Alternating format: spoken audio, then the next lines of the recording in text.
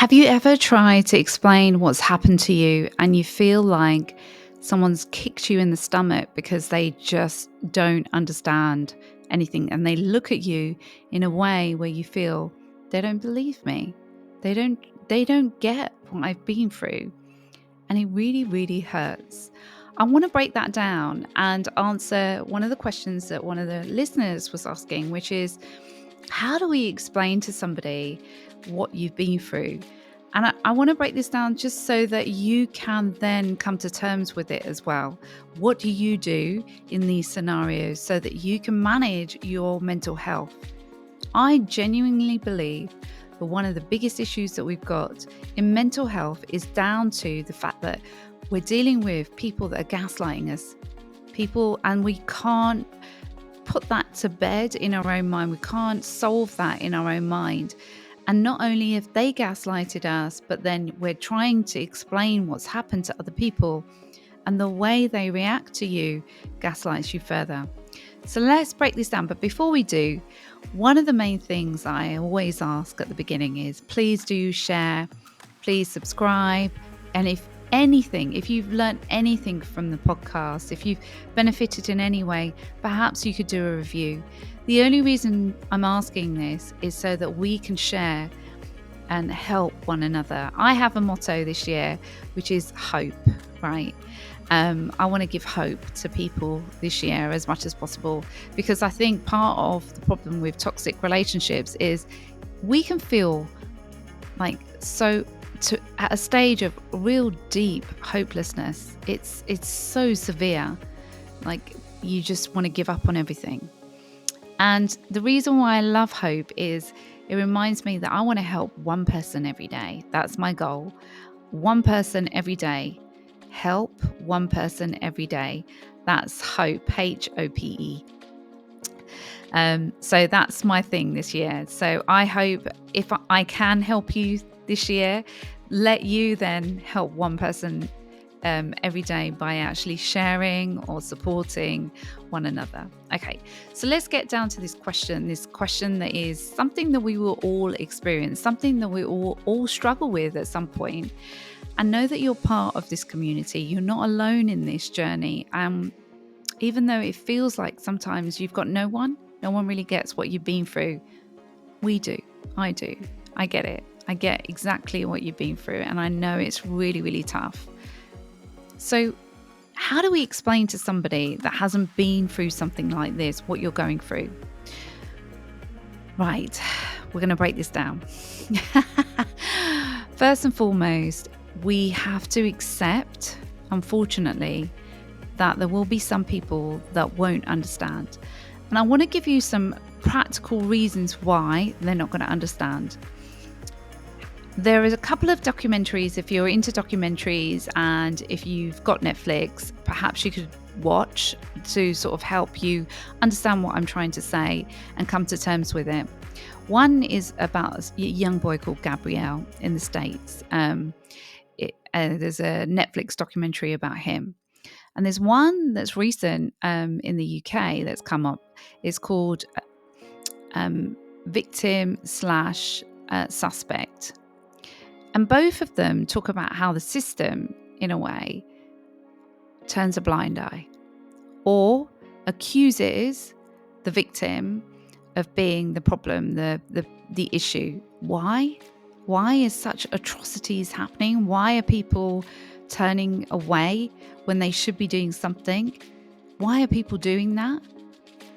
It's mainly, if you look at the documentaries, because they're trying to save on time, cost cutting, and probably the most important thing that's going on is people are overwhelmed with work and they're not doing their job properly. I'm just going to be really simplify it to, they're not doing their job to the point that they should be, right? So what they're doing is they're cutting out so much stuff. So what they're actually doing, if you look at both of the documentaries, is they're trying to cut down on their admin in particular. They're trying to cut down on the amount of hours they have to spend looking at evidence, looking at information, in essence. So when you go to somebody and give them all the information they need about what the narcissist is doing in terms of explaining to them everything, some people will not want to see it. They will not want to even look at the evidence. You might have it all collated and logged and summarized and analyzed. They won't be interested. They're going to look the other way. And they're going to go, okay, but you're saying this and they're saying that, so who do we believe? And yet you've got a load of evidence to show that they should believe you. Why are people doing that? And I'll be honest, when I watched the Gabrielle documentary, I literally cried all the way through. I genuinely sobbed at points because it was just so sad. How can something like this happen? It's just awful. So if you are an empath, then please do get your box of tissues ready when you're watching it as well. So look, what we're going to do is we're going to look at the most important thing that you need to do for yourself is to start logging what's happening. And this is another point. If you feel you have to log what's happening with a narcissist or this person that has a big ego, then it's most likely that they have narcissistic traits, or they are gaslighting, or they are creating an illusion. You shouldn't really need to feel that you need to log things and write things down unless you are being gaslighted in some way. That's a really good way of knowing that you're trying to make sure that you're getting your facts right and you're seeing reality. So that is a sign in itself that you're in a toxic relationship. So please do take that on board. So if you are in that process of logging, I highly recommend that you do log.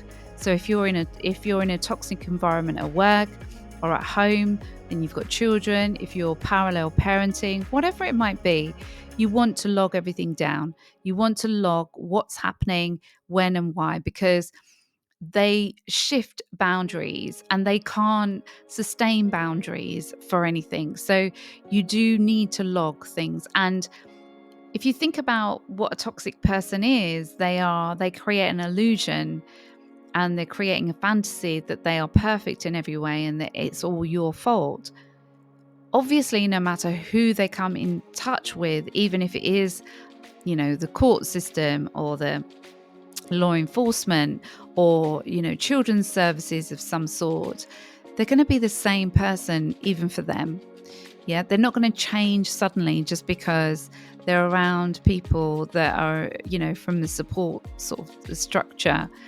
So we have to expect that some people will fall in the category of they're not going to want to do the job properly.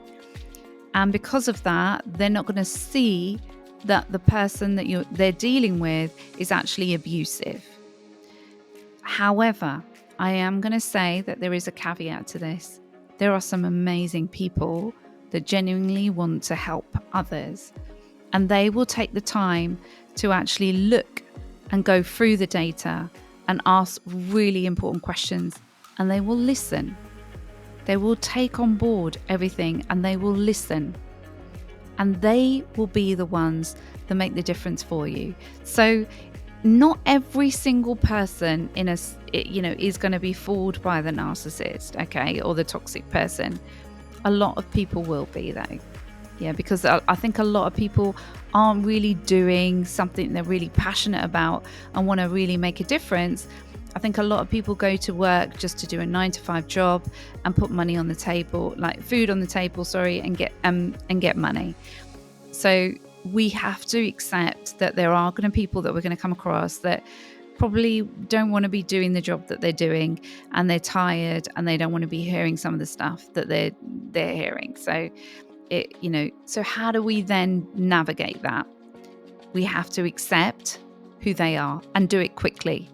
You want to be in a position to be looking at all the people in your life right now and go, okay, so who gets it? Who doesn't? Who's like cutting corners? Who isn't? Find out who the right people are quickly, because it actually saves you so much time in the long run, or your energy, your investment of trying to explain, defend, prove to these people like this is what really is going on, because we don't want to get into that game of trying to prove, explain, defend yourself to anybody, because it's really bad for you in particular who has trauma and probably needs to heal the trauma so that they can move on. So what's happening in those scenarios is you've been traumatized by the toxic person or someone that's got a big ego, and then these other people are coming along and compounding on that pain, compounding on that trauma. So then you start to actually question yourself and gaslight yourself. And what you need to do is quickly shut the door to these people and go, okay, I get this person's not very good, or they're not invested in this in the way that I need them to be.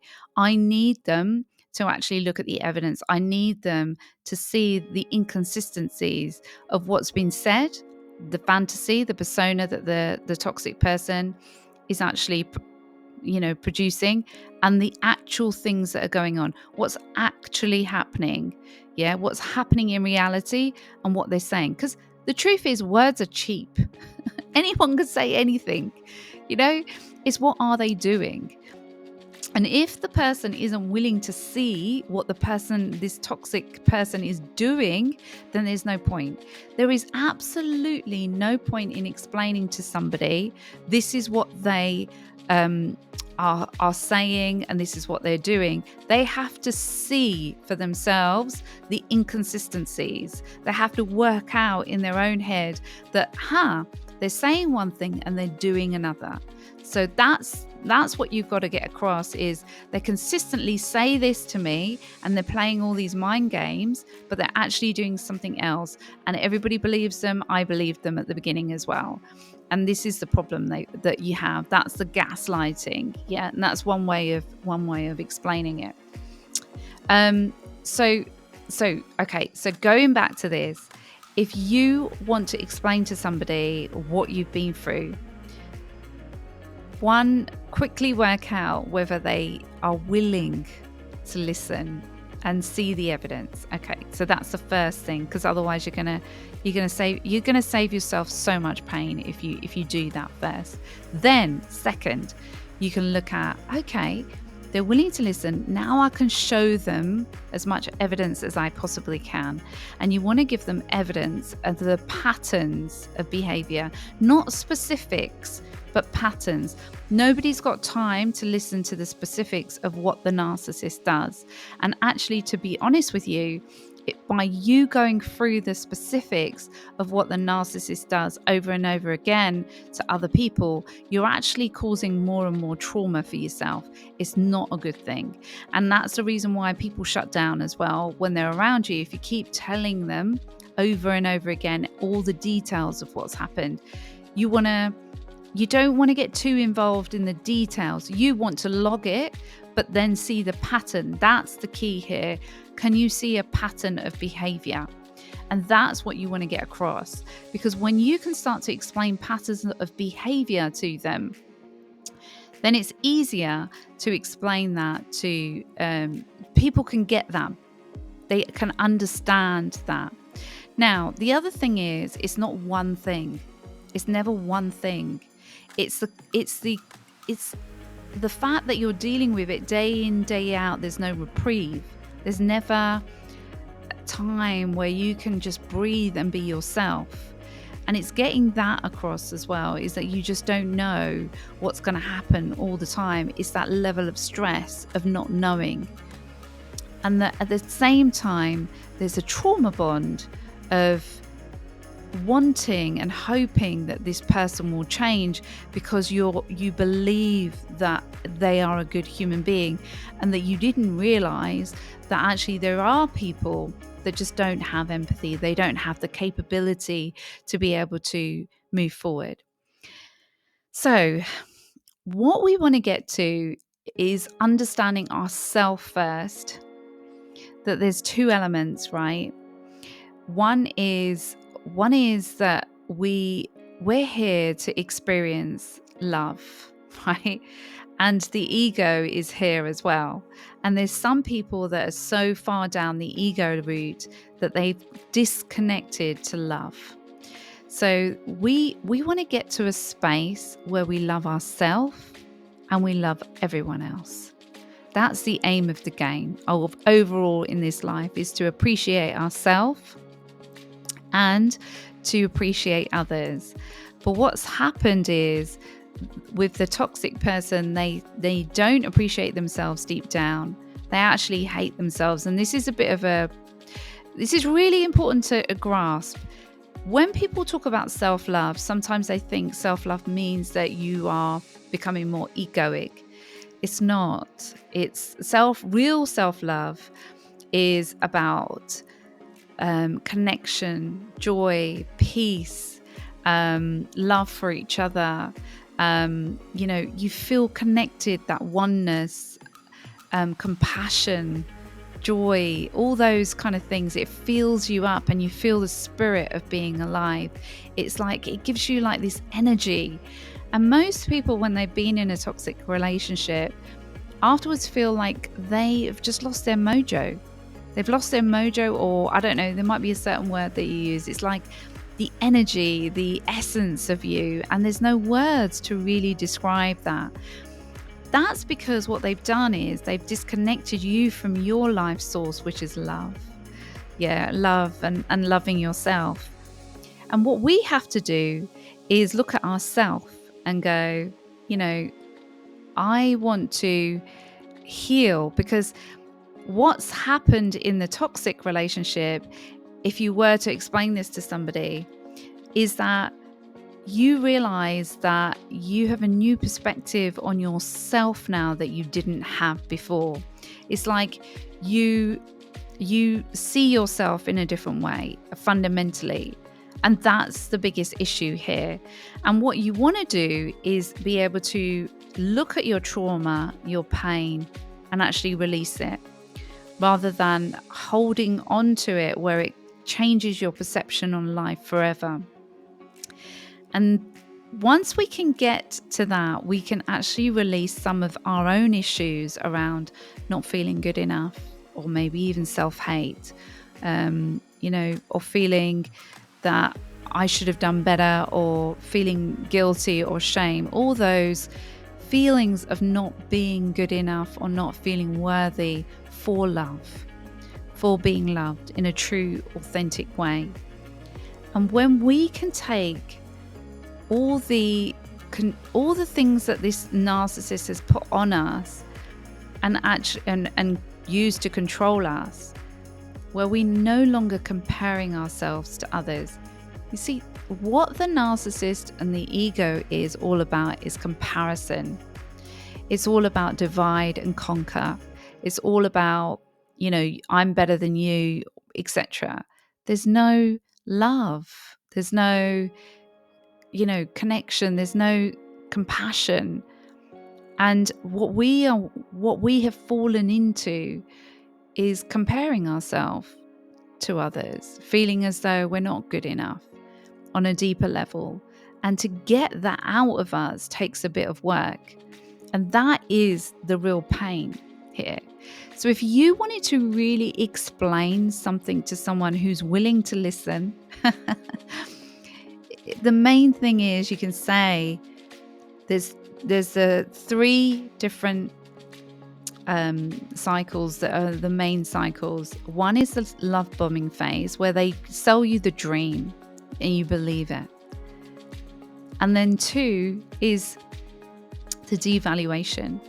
And what you have to explain is they put a bit of love bombing into and then put devaluation, so that you keep looking for the self-love all the time. But ultimately, over time, you get devalued, and then you lose who you are and your own value. You lose your own sense of value for yourself, your own sense of self-worth. And where you start to compare yourself to others on a deep level, where you just don't feel good enough, you don't feel worthy, you don't feel valued, you don't feel good enough to be loved because of the experience that you've been through. So we might think that we were to blame, and that's one of the things. But it is a distorted image of ourselves that's what's happened. And now we've got a block to the real good stuff, which is love. And we no longer love ourselves the way we used to love ourselves. You know, not in an egotistical way, but just having the love for life. Because loving ourselves is really loving the essence of life within yourself. You know, loving life, loving yourself. That's what self-love is actually recognizing the life within yourself and recognizing the life within somebody else. And unfortunately, what happens over time is that our hearts kind of degenerate, if you like. You know, we feel disconnected to our heart, to what we love, to that spirit. And without spirit, there isn't, you know, we don't feel alive. You know, if you think about what is spirit is motivation, you know, team spirit. What is that? What is that exactly? But there is a spirit within you that you need to get motivated, to get sparked, to get moved forward. That is how manipulation and control happens. So if you can get that across to someone in terms of the stages, to a person who's willing to listen, yeah, then you can then go, okay, I've got someone who's hearing me, who's heard me, who's listening, who believes me.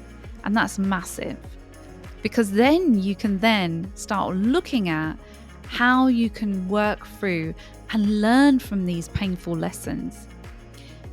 But we will only learn from these painful lessons until we are totally fed up, absolutely fed up. We have had enough of feeling unworthy. We have had enough of feeling demotivated. We have had enough of, you know, being manipulated. We have had enough of having our emotions controlled. We have had enough of feeling rubbish. We've had enough, and I want my mind back so that I'm thinking the thoughts that I want. Ultimately, we live in a universe, and science has revealed everything is energy. Everything is energy. And then you go back and you look at what Nikola Tesla said, and we look at what Einstein said. Everything is energy. You know, that we need to see life, the universe, as in the eyes through knowing it's energy, frequency, and vibration. What is this? Energy, frequency is, you know, the frequency of your thinking. Vibration is the vibration of your emotions. If we can align our emotions and our thinking, we can then change our energy to actually move forward and actually live a life that feels better. It feels good. It feels like we're aligned, where we're actually in control of ourselves in the way that we want. Remember, all this mind control stuff, all of this is just the ego. It's about separation, divide and conquer. Whereas love is the universal healer. It's the connector. It's the language of the universe. It's the language of gods, basically. It's the source energy, whatever you want to call it. That is its language. It's fundamental. You know, it's the carrier for everything, and it connects everything together that is good. So what I would say to you is, please start cultivating love in your life. If someone's not going to understand what you've done, what you've been through, then let them not understand. Let it go. Just know it's not a reflection on you. It's not a reflection on you, whether, you know, you're good enough or not good enough. Absolutely not. What it is a reflection on is that person that you're dealing with isn't connected to their own source, to the universe, to love, to wanting to really make a difference, to wanting to connect with another human being. Let them be who they are. They've shown you. So close a door on that. Then you want to open the doors to people that want to see, that want to understand, so that they can learn, they can hear and explain and grow for themselves. You see, ultimately, this painful experience, what has it taught you? It's taught you compassion. You see, you know, be honest with me, you know, as I explain this. When you have compassion for somebody else, it's only come about because you have felt compassion for yourself. When you judge yourself and you say, oh, I shouldn't be doing this or I shouldn't be doing that, and somebody else comes along and they've done the same thing and you're saying all the right things to them, like, don't worry, I'm sure it's fine. But inside your own head, you're judging them and thinking, well, they're not very good, are they? They're a bit... Okay, so let me give you an example to make it clearer. Say you're not compassionate towards yourself in terms of having been through this relationship. You might judge other people in your own head thinking, well, they should have got out earlier, because you're doing that to yourself. So as you start to give yourself compassion, you can then really feel compassion for others. Yeah, really feel compassion for them and feel that connection with them, because then you don't hear your own judgments going on. It's not possible to be compassionate towards somebody else until you've experienced it for yourself, because otherwise you haven't let go of the judgments for yourself. They're still there. The blocks are still there. You might be a good human being. I'm not saying that you're not, but you have to release and be compassionate towards yourself to feel compassion for another human being. So I would highly recommend no judgment towards others, no judgment towards yourself. Yeah, so self-love. And if you are interested in really getting your energy, your emotions and your thinking patterns aligned so that you can make the most out of your life and really move forward, actually have a life that you really want moving forward, so you vibe at the right level, you're actually making the most of your life. If that is something you want, I do have an incredible program. It's called Heal to Thrive. I do have limited slots though every month. So if it is something that we really align with, if you align with myself and I align with you, and you're really interested in learning how to get your self-worth, your confidence, and really thrive in your life, then maybe we are aligned and we can look at working together. So if that is something that you want to do, I'd love to, take more people on board and help another person. So please do look in the resources section and you can download the masterclass, and I'll see you at the next stage.